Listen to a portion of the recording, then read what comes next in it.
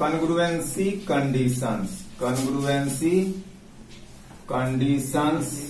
for triangles। ठीक है, सबसे पहला कन्वेंसी कंडीशन है एसएएस। एसएएस कन्वेंसी कंडीशन क्या होता है? Two triangles are congruent if two sides and included angle are correspondingly equal. मतलब क्या हुआ, जैसे मान लीजिए ये दो ट्रायंगल है एबीसी डीईएफ, ठीक है, इसका दो साइड इसके दो साइड के इक्वल है। एबी मान लो डीई के इक्वल है, बीसी मान लो ईएफ के इक्वल है। दो साइड इक्वल हो गया, दो साइड के बीच का एंगल कौन है? एबी और बीसी के बीच का एंगल कौन है? बी। डीई और ईएफ के बीच का एंगल कौन है? ई। अगर दो साइड इक्वल है और दोनों साइड के बीच वाला दोनों साइड का इंक्लूडिंग एंगल इक्वल है, तब आप इसको एसएएस से कन्ग्रुएंट लिख सकते हैं। नहीं, एबी किसके इक्वल है? डीई के। बीसी किसके इक्वल है? ईएफ के। और एंगल बी इक्वल है एंगल ई के। तो by SAS congruency condition triangle ABC congruent होगा ट्रायंगल डीईएफ के। ठीक है। अच्छा, इसमें अगर सीपीसीटी लगाएं तो क्या होगा? तीन चीज तो बराबर है, बच गया और तीन चीज। तीसरा साइड कौन बचता है? एसी और डीएफ। तो सीपीसीटी से corresponding part of congruent triangle are always equal, जो हम लोग पहले पढ़ चुके हैं। तो सीपीसीटी से एसी किसके इक्वल हो जाएगा? डीएफ के। एंगल सी किसके इक्वल हो जाएगा? एंगल एफ के। और एंगल ए इक्वल हो जाएगा एंगल डी के। ओके, चलो नोट करो।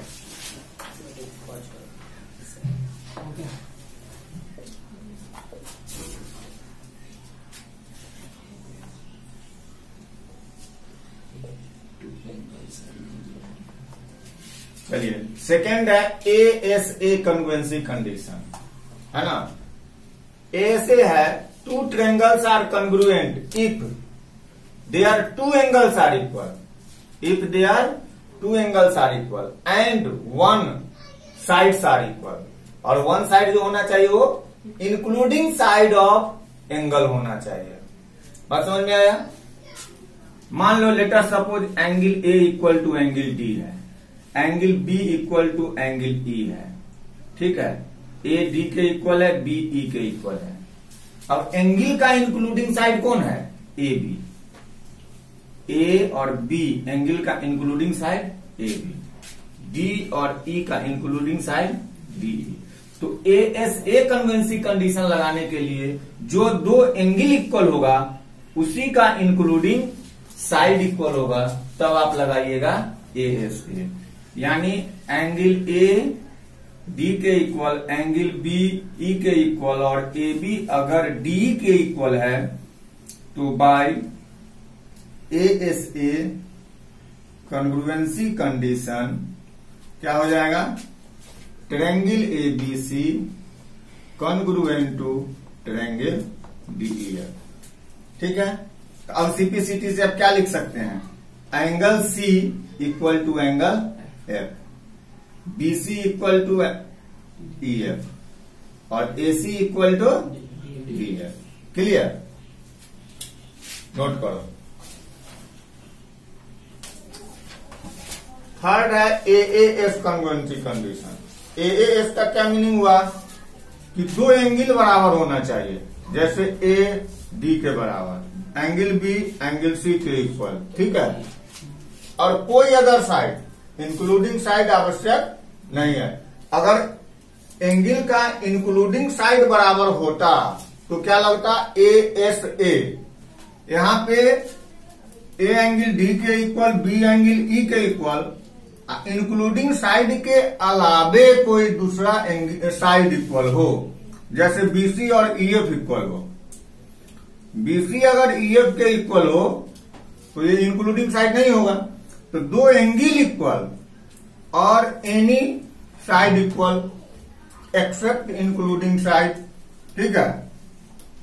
इंक्लूडिंग साइड को छोड़ के अगर कोई साइड इक्वल हो तो हम AAS से by AAS congruency condition triangle ABC congruent to triangle DEF लिखेंगे। ठीक है। अब CPCT से क्या हो जाएगा, एंगल C F के equal, AC equal to DF, AB equal to DE हो जाएगा। क्या नोट कीजिए।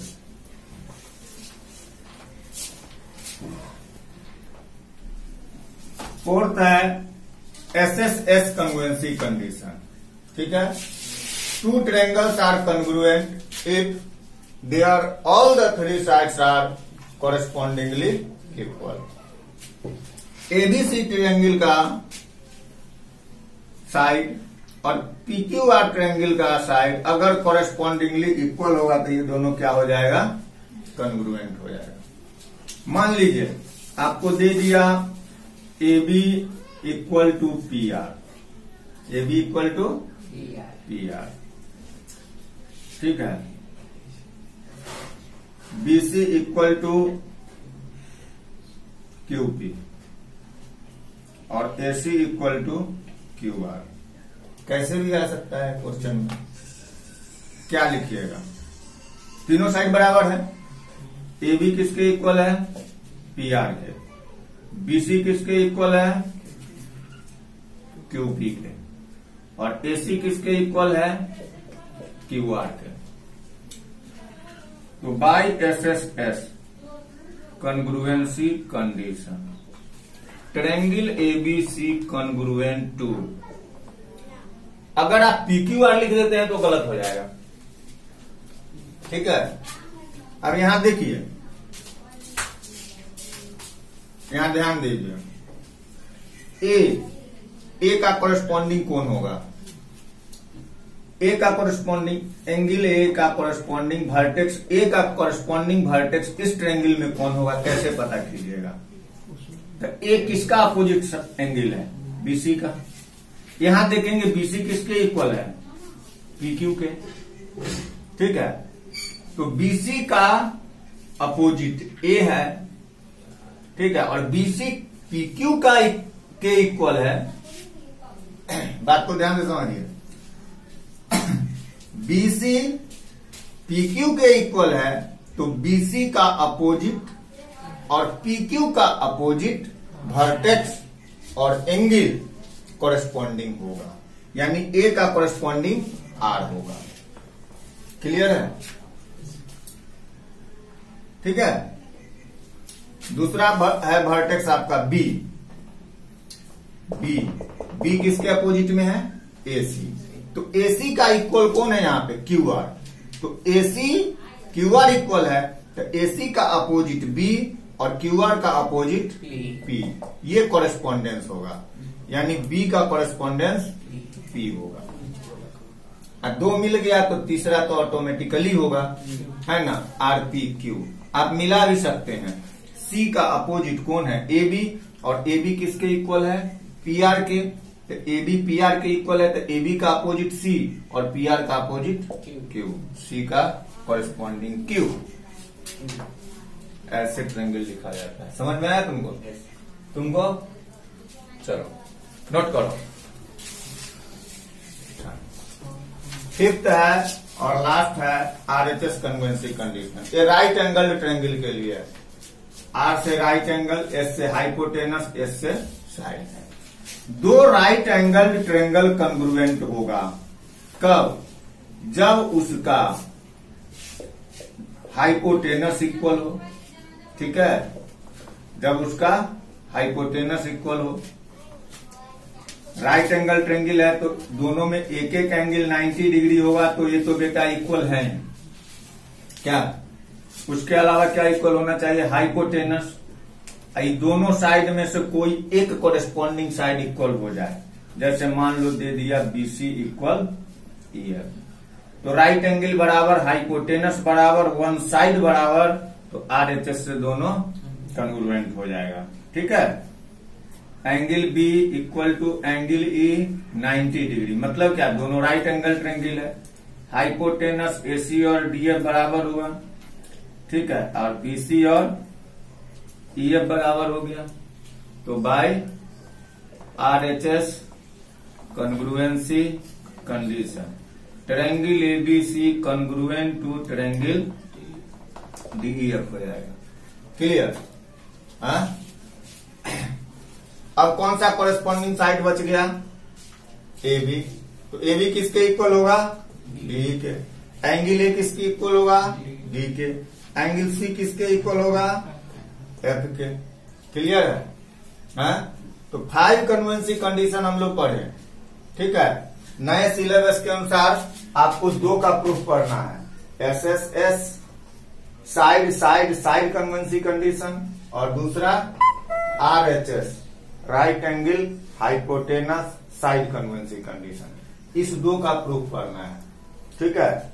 और एग्जाम में इस 2 में से एक क्वेश्चन आना ही है, ठीक है। 4 नंबर फिक्स, 2 क्वेश्चन पढ़िए, 1 क्वेश्चन टकराएगा। इससे ज्यादा क्या चाहिए आप लोग को? क्या? चलिए नोट कीजिए।